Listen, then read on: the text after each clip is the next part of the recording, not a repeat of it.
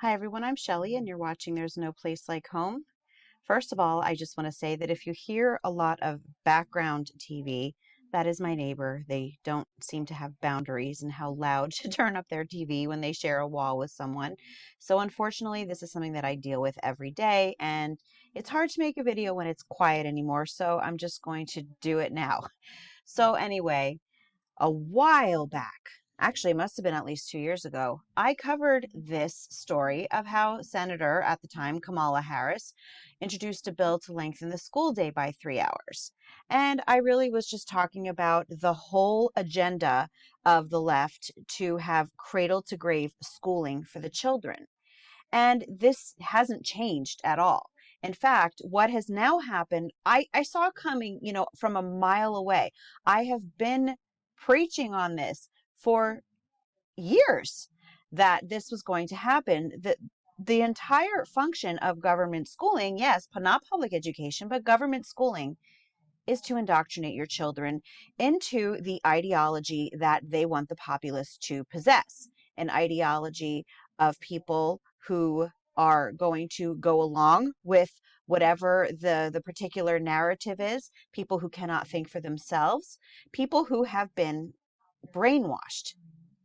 So anyway, I'm not going to get too much into this particular article today because I did talk about it a couple years ago when it was still fresh. But yes, at that point in time, Senator Kamala Harris wanted to lengthen the school day by 3 hours. And kids are already in school like 7 hours a day. And yet for some reason, she didn't think that was enough. And she wanted to lengthen the school day from 3 p.m. to 6 p.m., which, I have to say that there are actually a lot of children who are already in school until at least 5:15, because a lot of schools now have after school programs that kids go to.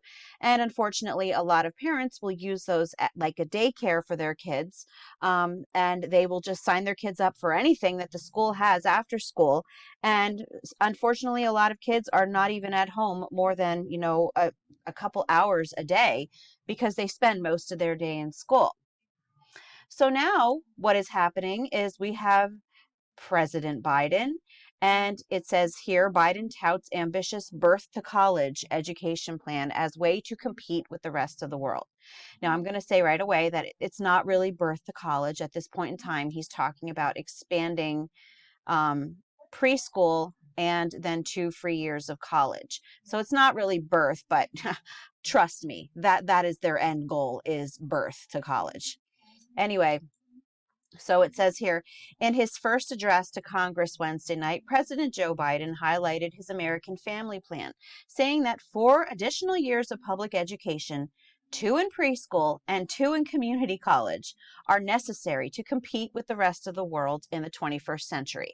So my first question to anyone who with a thinking brain is, if 12 years, or we should even say 13 years of school, of government education, are not working, how is adding more of it going to do that?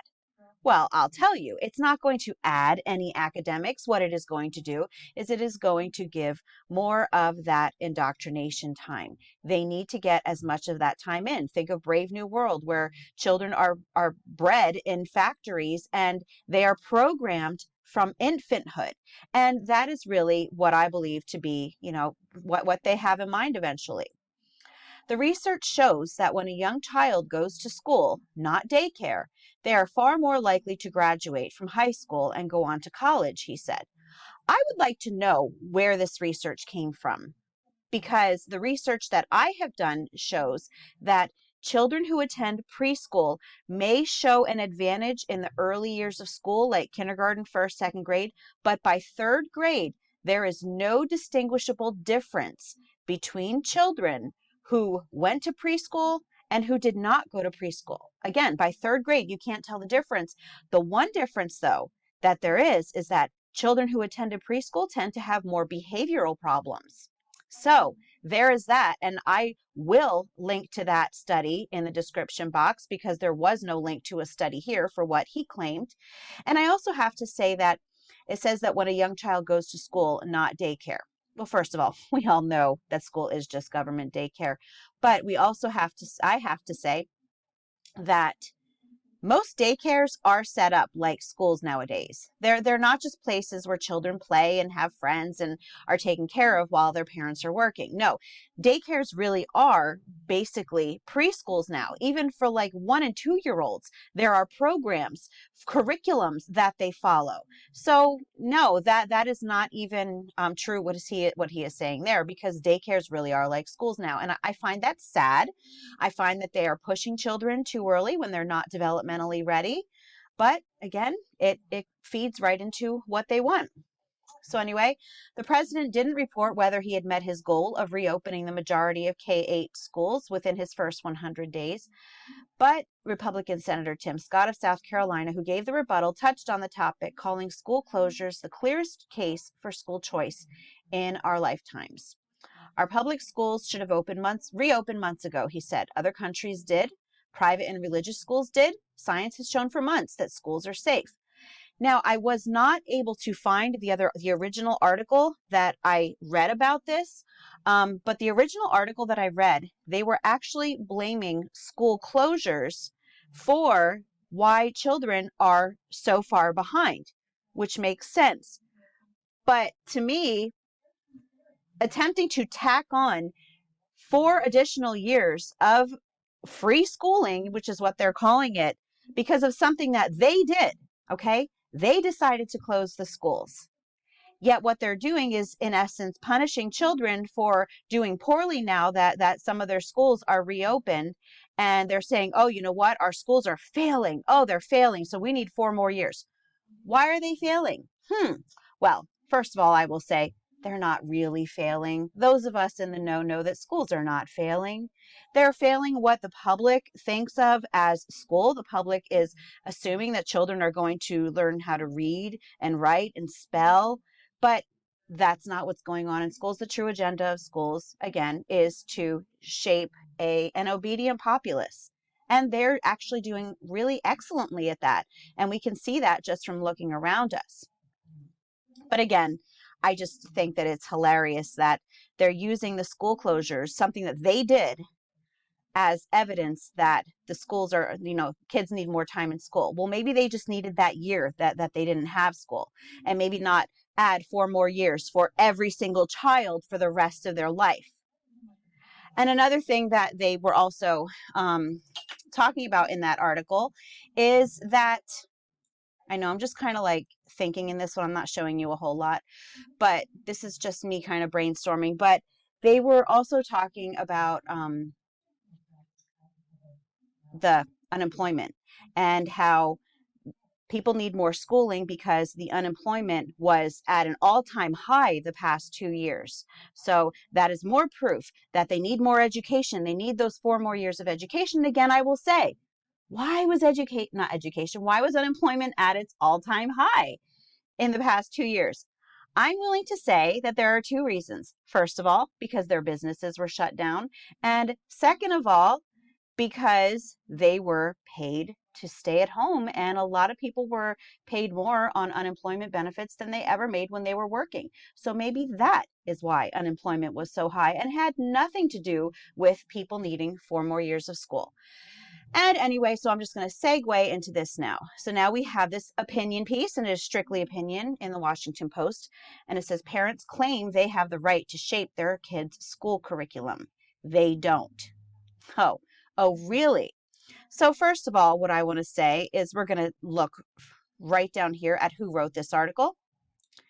Jack Schneider is an assistant professor of education at the University of Massachusetts, Lowell.